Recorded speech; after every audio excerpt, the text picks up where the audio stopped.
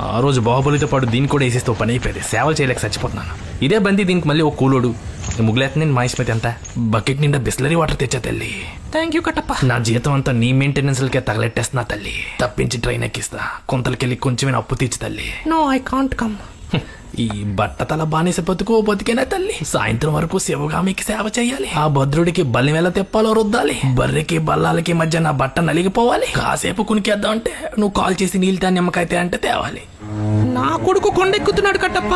Pre interval లో slow motion లో వచ్చి ఎలివేషన్ తో నన్ను ఎత్తికెళ్తాడు. నువ్వు అప్పుడు పెద్ద పుడింగ్ లో అడ్డు రాకపోతే చాలు. పళ్ళు తోముకోదు నీ ప్రాసలకి ఏం తక్కువ లేదు. అక్కడ పచ్చబొట్టు పొడుచుకుంటూ పాట పాడుకుంటున్నాడు తల్లి. అంత కొండెక్కాక అలిసిపోయి నా కొడుకు అందం వెనక తిరుగుతున్నాడు. అక్కడ పాట అయ్యాక ఇక్కడ అందరూ తాట తీస్తాడు కట్టప్ప. తల్లి కొడుకులు ఇంటర్వెల్ లో వెళ్ళిపోతారు సరే, నా బకాయిలే బాహుబలి తీరుస్తాడు తల్లి.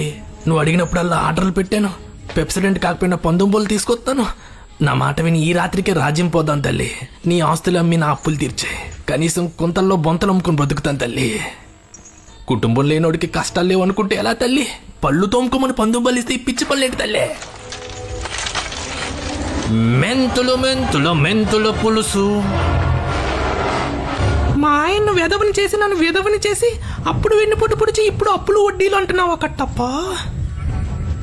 ఆ చితి బల్లాల దేవు కనుకుంటున్నావా? అది నీ కోసమే కట్టప్ప. నా కొడుకు వచ్చాక ఫస్ట్ కొరువు పెట్టేది నీకే. You black sheep. ఏం ఫీల్ ఉన్నది మామయ్య?